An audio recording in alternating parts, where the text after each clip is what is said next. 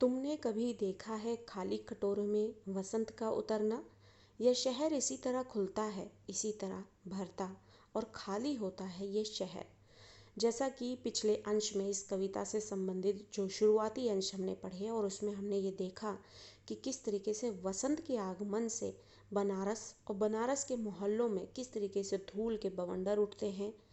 और उस तरीके से जो है ये पता लगता है कि वसंत का आगमन हो चुका है। उसके बाद हमें मंदिर की सीढ़ियों पर बैठे जो बंदर हैं उनकी आंखों में एक चमक दिखने लगती है। और दशाश्वमेध घाट पर जो है वो पत्थर जो है मुलायम होते दिखने लगते हैं। और साथ ही भिखारियों के जो कटोरे हैं, खाली कटोरे, उनका जो निचाट खालीपन है वो भी अब चमकता हुआ दिख रहा है। जिसका अर्थ ये हुआ कि बनारस शहर में श्रद्धालुओं की और भक्तों की भीड़ जमा हो गई है। और उनकी वजह से जो जानवर हैं, इंसान ही नहीं बल्कि जानवरों की भी वहाँ पर जो है देख रेख है, उनको समझा जाता है। और इस तरीके से बंदरों को भी जो है वहाँ पर श्रद्धालुओं और भक्तों की श्रद्धानुसार उन्हें भी जब कुछ मिल जाता है तो इसकी वजह से उनकी आंखों में एक चमक देखने को मिलती है। और भिखारियों के कटोरों में भीख आने से उनके कटोरों में भी चमक दिखती है। आगे इस कविता में बताया जा रहा है कि क्या कवि कहते हैं कि तुमने कभी देखा है खाली कटोरों में वसंत का उतरना? वसंत का उतरना, अब यहाँ पर वसंत का अर्थ क्या है ये समझना जरूरी है। वसंत जो कि प्रकृति में आने से पहले हमें क्या देखने को मिलता है कि जो पेड़ पौधे हैं वो अपनी सारी पत्तियां गिरा चुके होते हैं, सब बेजान से नज़र आते हैं।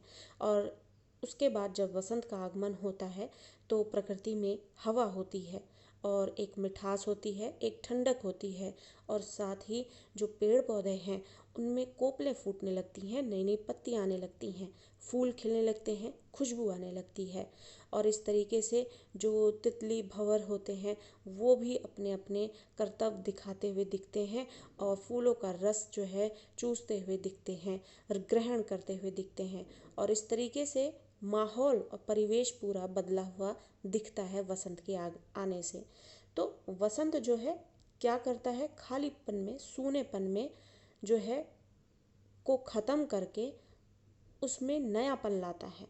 वैसे ही भिखारियों के खाली कटोरे अभी तक खाली पड़े थे, जिसकी वजह से उनका घर परिवार भी जो है वो दुख में जीवन काट रहा था। लेकिन श्रद्धालुओं और भक्तों के आने से उनको भी कुछ भीख मिलने लगी, जिसकी वजह से उनके कटोरों में वसंत उतर गया। यानी कि उनके कटोरों में भी कुछ भीख आई, जिसकी वजह से उनका घर परिवार भी खुशी से अब 2 वक्त का या फिर 2 जून की जो है रोटी अब जुटा सकते हैं। तो वसंत की तरह ही उनके कटोरों में भी जब भीख आई तो उनका जीवन भी जो है वसंतमयी हो गया। यह शहर जो है इसी तरह खुलता है और इसी तरह भरता है और खाली होता है ये शहर। इसी तरह इस शहर में एकदम से श्रद्धालुओं की और भक्तों की भीड़ आती है और ये शहर फिर भर जाता है। और फिर इसी तरीके से एक मौसम में ये शहर खाली हो जाता है। इसी तरह रोज रोज एक अनंत शव ले जाते हैं कंधे अंधेरी गली से चमकती हुई गंगा की तरफ। और जैसा कि हिंदू धर्म में लोगों का मानना है कि मृत शरीर को मोक्ष की प्राप्ति जो है गंगा नदी में विसर्जित कर देने से होता है, या गंगा नदी के किनारे उस शव को जलाने से मोक्ष की प्राप्ति हो जाती है। और इसी वजह से बनारस शहर में अक्सर ये देखने को मिलता है कि कई शव जो हैं वो कंधे पर ले जाते हुए दिखते हैं अंधेरी गली से चमकती हुई गंगा की तरफ। चमकती हुई गंगा की तरफ क्यों? गंगा क्योंकि जो मृत शरीर को मोक्ष की प्राप्ति देने का एकमात्र जरिया है और इसीलिए उसे चमकती हुई गंगा कहा जाता है। अपने गुणों की वजह से, अपनी दैवीय शक्ति की वजह से गंगा जो है वो चमकती हुई गंगा की तरफ बोला जा रहा है। तो इसीलिए बनारस शहर में, और पौराणिक जो कि शहर एक सांस्कृतिक शहर है और उसके साथ कई मान्यताएं भी लोगों की जुड़ी हुई हैं।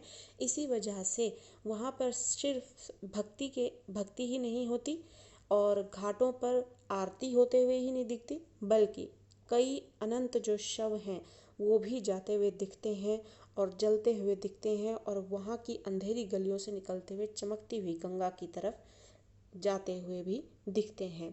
तो इसी तरह रोज रोज एक अनंत शव का मतलब कई शव ले जाते हुए कंधे पर अंधेरी गली से, यानी बनारस की गलियों से। और वो अंधेरी गली किस लिए कहा जा रहा है? क्योंकि ये पृथ्वी जो है वो व्यक्ति को जो है अपनी मोह माया में बांध कर रखता है और उस अपने जीवन को जो है वो नरक बना के रखता है। लेकिन मृत्यु के बाद जब उसे गंगा की तरफ ले जाकर गंगा घाट पर जो है उसे उसका अंतिम संस्कार जो है एक नियम के अनुसार कर दिया जाता है, तो उसे मोक्ष मिल जाता है। इसी के लिए ये गलियों को अंधेरी कहा जा रहा है और गंगा को चमकती हुई कहा जा रहा है। इस शहर में धूल धीरे धीरे उड़ती है, धीरे धीरे चलते हैं लोग, धीरे धीरे बजते हैं घंटे, शाम धीरे धीरे होती है। अब यहाँ पर जितने भी क्रियाकलाप हैं इस शहर में, वो कौन कौन से हैं जो बताए जा रहे हैं? इस शहर में जो धूल है वो धीरे धीरे उड़ती है, धीरे धीरे चलते हैं लोग, धीरे धीरे बजते हैं घंटे, शाम भी धीरे धीरे होती है। अब इसका अर्थ ये नहीं है कि धीरे धीरे ही सच में धूल उड़ती है, या फिर लोग धीरे धीरे ही चलते हैं, घंटे भी धीरे धीरे बजते हैं, शाम भी धीरे धीरे होती है। कहने का अर्थ है कि बनारस शहर एक पौराणिक शहर है, सांस्कृतिक शहर है, और इसकी सांस्कृतिक अस्मिता का अर्थ पहचान, ये पहचान आज तक इसी तरीके से बरकरार है, एक शहर होने के बावजूद भी, क्योंकि इसने अपने नियमों को कभी तोड़ा नहीं है। ये अपने नियमों में सदैव बंधे रहे हैं। बनारस अपने नियमों पे सदैव से चलता रहा है, एक शहर होने के बावजूद भी। जिस तरीके से आप बाकी शहरों को देखेंगे, भागदौड़ की ज़िंदगी है, लोगों को अपने लिए और अपने घर परिवार के लिए भी वक्त नहीं है, और ऐसी भागदौड़ ज़िंदगी में इस तरीके के क्रियाकलाप, सांस्कृतिक माहौल और परिवेश, प्राकृतिक परिवेश जिसका किसी का भी ख्याल नहीं रहता लोगों को। बनारस एक ऐसा शहर है जिसमें उसके प्राकृतिक परिवेश और सांस्कृतिक माहौल से प्रत्येक व्यक्ति जुड़ा है, और वहाँ पर बंधे जो एक नियम है जिसमें लोग रमे हुए हैं, इसकी वजह से वहाँ पर सभी लोग एक सूत्र में बंधे हुए दिखते हैं। यह धीरे धीरे होने की सामूहिक लय दृढ़ता से बांधे है समूचे शहर को, इस तरह कि कुछ भी गिरता नहीं है, कि हिलता नहीं है कुछ भी, कि चीज़ों की जो चीज़ जहाँ थी वहीं पर रखी है, कि गंगा वहीं है, कि वहीं पर बंधी है नाव, कि वहीं पर रखी है तुलसीदास की खड़ाऊ सैकड़ों वर्ष से।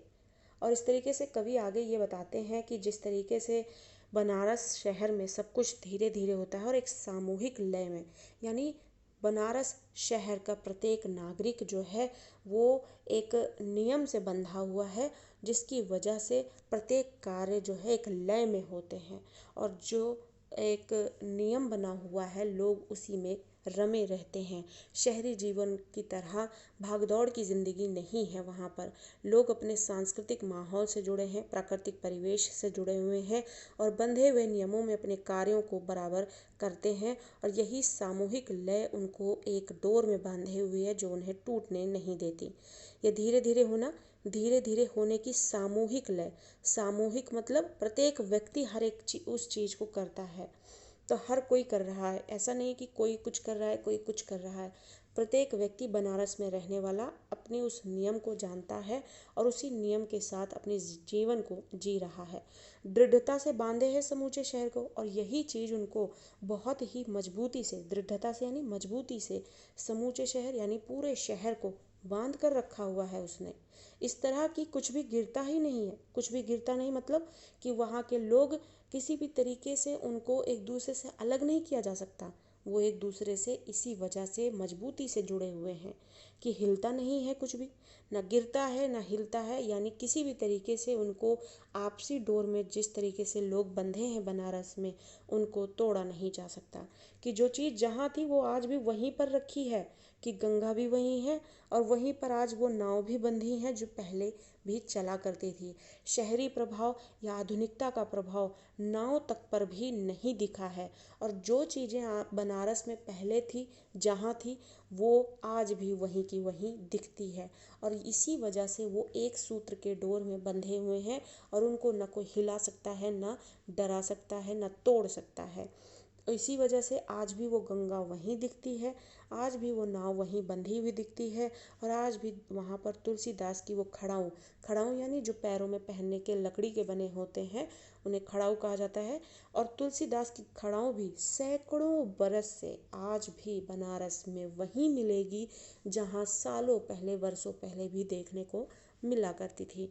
और यही धीरे धीरे की जो लय है बनारस की, जो लोगों को एक सूत्र में बांध के रखती है, धीरे धीरे का अर्थ यहाँ पर एक नियम में बंध कर अपने सांस्कृतिक और प्राकृतिक परिवेश को और अपने पौराणिक परिवेश को बनाए रखने की जो उनकी कोशिश है, वो आज भी उन्होंने बरकरार रखी है। शहर होने के बावजूद भी आधुनिकता का प्रभाव उस पर आज भी नहीं पड़ा है, आधुनिक होने के बावजूद भी।